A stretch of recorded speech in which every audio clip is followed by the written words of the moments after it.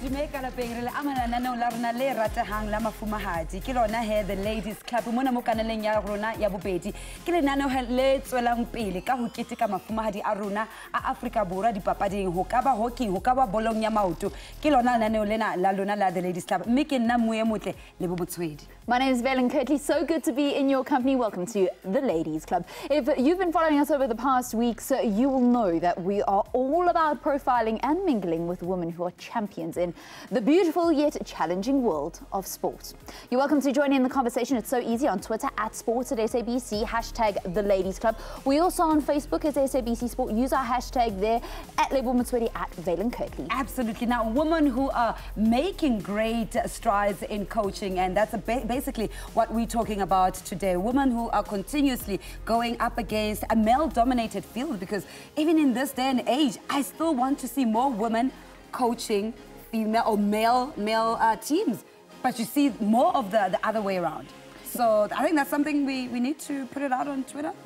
Yeah, you can get involved in the topic for the day. Our focus is on coaching because our game changer today is not somebody that is passionate about the game of netball, but she's played it for many years and she's now been coaching and she's mentoring young girls. So that's the focus. The spotlight is on coaching today. But we always like to get the show underway with a quote, and this is a lovely one. Courage, sacrifice, determination, commitment, toughness, heart, talent, guts. That's what little girls are made of. The heck with sugar and spice. I love that quote from Bethany Hamilton. Surfer Bethany Milani Hamilton is an American professional surfer who survived a shark attack back in 2003 where her left arm was actually bitten off. She cast her fears aside and bravely made her return to surfing after the attack. She wrote about her experience in the 2004 biography Soul Surfer, a true story of faith, family and fighting to get back on the board. In April 2011, the feature film Soul Surfer was actually released. I mean, it's an incredible story, and I think it speaks to the heart of what a lot of the women that have come into the Ladies Club Lounge is all about. I mean, I even watched that movie and looking at some of the clips from the 2011 movie, and the fact that for her to get back after being bitten off, obviously she lost a limb, but for her to get back onto the ocean, she had received thousands and thousands of fan mail saying, look, we miss you. Your story still resonates within us, and go back. We still want to see you in the ocean. And that's what inspired her to go back and say, you know what, I still got it. I still have it in me. So it's a beautiful story. I absolutely love that story. Bethany, she's absolutely incredible. I think what's most amazing is that when it comes to the sport of surfing, physically, the challenge of having one less limb is quite incredible. So it's not only just about getting over that fear of getting back into the ocean, but actually the physical challenges too. Lebs, you got to take us to a break because I want to start speaking to our game changer. All right, okay. She's very, very, very exciting because not only is she a coach, but she's actually been a rapper before. I know you're probably wondering exactly who I'm talking about. I'm talking about Mampho Tsotetsi. Ona le rona mona mo kanaleng ya rona ya bobedi mo the Ladies Club. Re tlo ikopantsha le ena ha re khutla papatsong.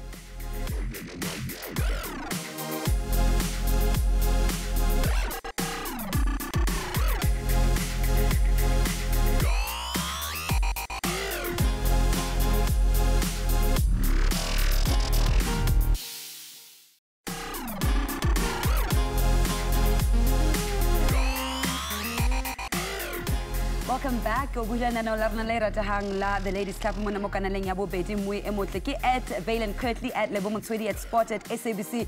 Re tswela pele ka bua le mafumahadi a rona a tswelang pele ka mesebetsi ya bona e metle, especially ha re bua ka bakotlisi kapa moikotlisi, which is coaches in the football or netball or hockey fraternity, but this time around re bua ka papadi ya netball. A game changer. Let's introduce her. She is a former Proteas player, now rising netball coach, Mampho Eddie Tsotetsi. Mampho turned her love of the game into a coaching career spanning more than 10 years now. Her passion lies in both junior development and coaching development, having worked with different coaches and many representative clubs to develop their coaching skills and programs with a company called Total Net. Mampho, welcome to the Ladies Club. Thank you so much for welcoming me and having me on the show. Let's talk about your career, where it started, and the passion that you had for netball specifically, because now we're talking to you as coach, but it started before. You've represented South Africa. Yes, I did. I started actually as a 100-meter sprinter in primary school. Wow. And we were introduced to the game of, obviously when you're an athlete, any sport is easy for you. In grade 4, I think they call it, standard 2. Standard 2, yeah. They introduced us to netball. And I remember standard 1, once just seeing girls playing far away on the opposite side of the field. And I had asked the girl, what is that those girls are doing there? And it was girls like around standard 5. And they said, it's netball. I said, what is that? That looks interesting. And I went home that day with such joy in my heart because I saw a couple of girls playing around with the ball. And I was just so used to like individual sports because then I only played tennis and I was a runner. So everything was just about me. And I just thought, I want to learn that. Wow. And as God had it, the next year in standard 2, I was introduced to the sport. And the rest is history. I mean, I always made A teams. I made every provincial team, A teams, squads, ever since that age. Sure. But obviously the pinnacle is representing your country. Tell us about that moment and that phone call of, hey, you've made Team South Africa. I think before that, the biggest one was the under-19 SA, because I had never traveled abroad. So they called us up for the under-19 national team. We went to Australia. And I mean, playing against the Australians and just being exposed to them. I think once I got onto that level, it was just inevitable that I wanted to play under 21 SAs. I wanted to play for the Proteas. And yeah, so the rest was history. But the most memorable one is actually when I still played juniors, because we beat England in England, the under-21 national team, which hadn't been done by any South African team before that in decades. And then when I went with the squad to Jamaica, we beat Jamaica in Jamaica on the third Test series. And I mean, my career on the national side and the Proteas might have been short, but every time I was there, we always made history. And I think that's what my journey has been in this netball world. But tell me now, obviously, growing up, who did you look up to? Because at that stage, talking about the standard 1, standard 2, who were you saying you want to reach, who you want to aspire to be like? Was there someone there for you in the netball fraternity? Actually not, because we were never exposed. Even now, I just feel like a lot of the girls don't even know who their past national players are. It's only now that we are exposed to social media, you guys doing these beautiful programs here, that our players know about us. But prior to that, nothing like that was there. So for me, people like Serena Williams, because I was a tennis player, I wanted to be like her. Marion Jones, because I was a 100-meter athlete, I definitely wanted to be like her. And everybody in high school used to call me Marion Jones as well. So those are the athletes I think I can still remember thinking, you know, one day I want to run as fast as Marion Jones, you know, I want to play tennis as well as Serena Williams and the sisters. But as I got to varsity, then I went to Rao University in my first year. And majority of the Rao University, your players like your Leanne Zaki, your Martha, etc., were all there. And as a first-year student, being exposed to basically most of the national team playing for Rao University. That was the pinnacle point for me. And having won at Rao in my first year, I won most promising netball player coming up. I mean, that was phenomenal. And I looked up to them. I wanted to play with them. I wanted to play against them. However, I just wanted to be around them the whole time. Yeah. Sure. Well, you mentioned her name, and she's actually our trailblazer today. Yes. Former Proteas player Leanne Zaki Small. She has followed the similar path to Mampho Tsotetsi because she's also now turned to be the head coach of the University of Johannesburg, formerly Rao University. Leanne Zaki Small, as she is now known, was a netball player at the university that she now coaches for many, many years. In 2003, she was selected for the national team, which she represented until her retirement back in 2011. Following her retirement, Leanne embarked on a coaching career at Willow Ridge High School in Pretoria and later worked as assistant coach to Dorette Badenhorst at Pucker. So you do know her, and it's somebody that you mentioned that you, at a certain level you also looked up to. Yeah, at a certain level I definitely looked up to Zaki. I mean, when I got there as a first-year student, Rao University had the best university students team, and most of them were in the national team already by then.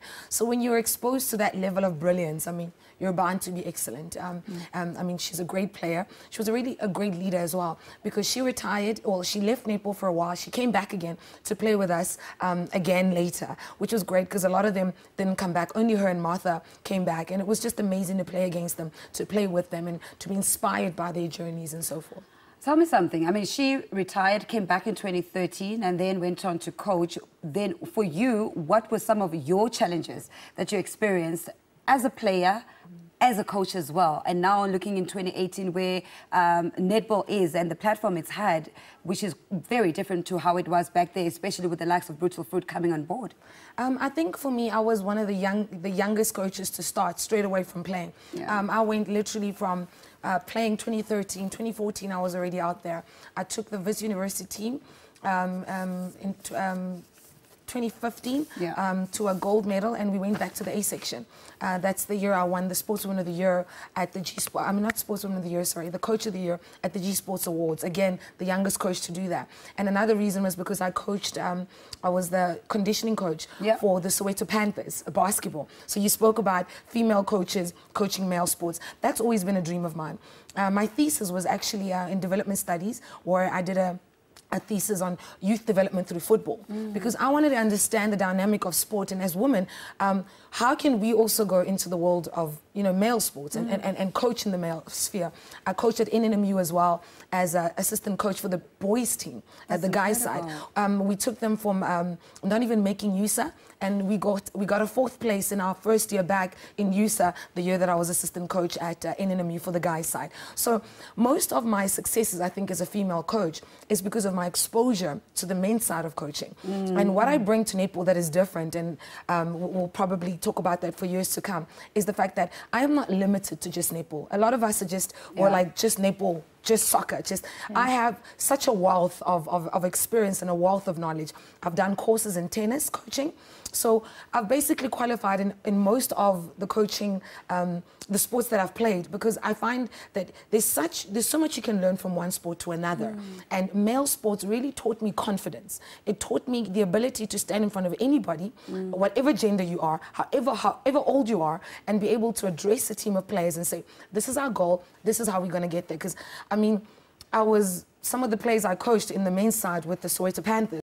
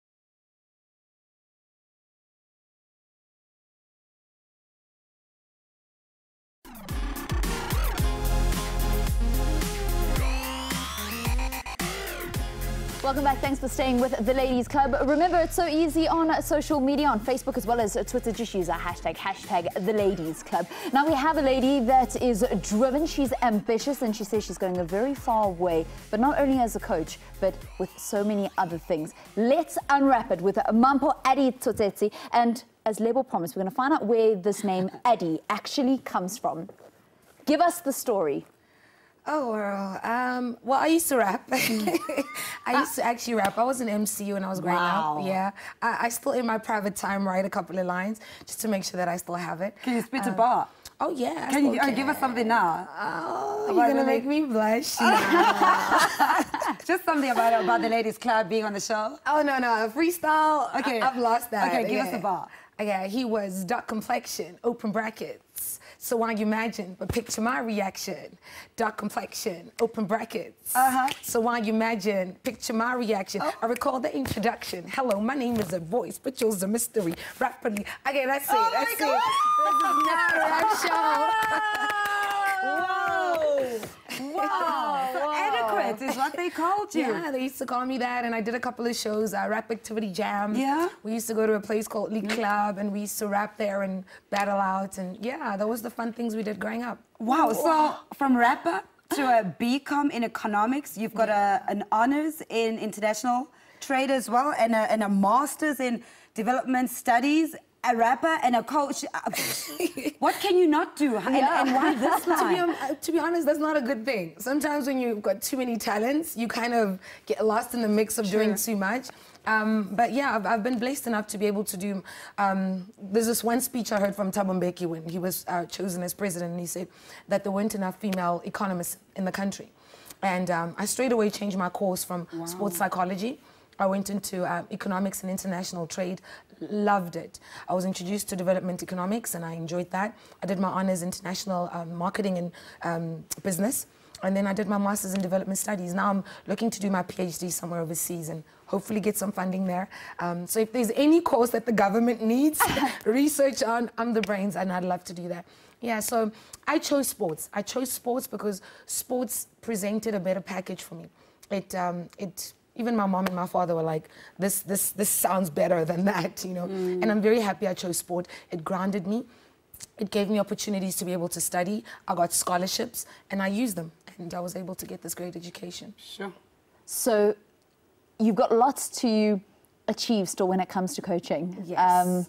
But you've got a greater vision for your life. Yes, for my life, my long journey eventually is I really want to be part of the African Union. I want to assist in policy development. I'm very passionate about the development of Africa. I'm all Africa. If I can see Africa in a situation that the international societies and but not us going through things like nuclear things that we've seen that don't work in America and so forth. Us going through, you know, more organic ways of resources and electricity, and, you know, like that's what I'm really, really passionate about in the long run of my life. And I'd love to get into that space.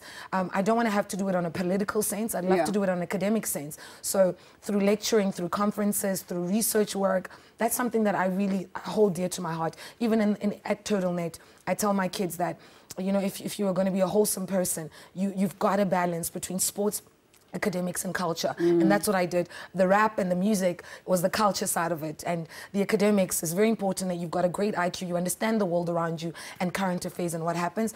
And your sports, it just makes you a whole person. It keeps you fit, it keeps you sharp, and it gives you something to look forward to every single day of your life. Sure. Eddie, now with all of that said, no man is an island. How important is family in your life? Whew, that's a very deep one. Family has been everything to me. It's been a very tough year, as you guys would know. I've just recently lost both my parents. They passed away a month apart. And my mom was my pillar. She was my best friend. She was my pillar. She was a politician, and my father was a pastor. So having had public speakers in my life that have grounded me, that have helped me to come this far. It's been very hard in the last year, redefining myself apart from them. Because one thing, you know, we don't realize that we live actually to please our parents. We don't realize that we do that. But when they're finally gone, then the spotlight literally is on you. It's almost like, okay, so we've prepared you. Now what? And having to find who I am apart from them or in the absentia has probably been the hardest thing ever in my life, but it also breeds into what I've been called in this life, is to be a life coach. So now I can speak to anybody. I can speak to a child that's experienced loss. I can speak to academias. I can speak to a sport athlete. So I'm a whole person now, you know, who can say, this is how I got through being a professional athlete, struggling with my academics, and of course, loss, and et cetera, et cetera. So I can say I'm a whole person now. Sure. That doesn't come without a lot of deep introspection and a lot of really hard work and answering tough questions. So how do you get through those moments? I've got a great mentor who's been helping me. Most people don't have amazing lawyers like I have. My lawyer's been amazing, because one thing we don't realize is people don't like to deal with people when they're sad. People will run away from you, you know, and you kind of whirl your way around working it out yourself. I've just been so blessed with these motivational books I've been collecting since I was in high school, that I've actually had to go through every single one of them now and read them again, because now it wasn't... It's a different meaning also now. Completely different. Now I'm literally healing my life. Like, no joke, I'm healing my life. I'm facing loss. I'm facing a dream. I'm like, what is life about? Like, some points you're like, I don't want to be here anymore. And then you realize the anointing that God has put in your life and the journey that you've gone through, that this is not by chance. There's something greater than me here, you know? And I think within the journey of what I'm going to go through going forward is I really want to advocate to kids. I mean, I've met so many kids now that say, I lost my parent at the age of 4. Sure. I've had the blessing of having my mom till I was 30. And my father till I was 30.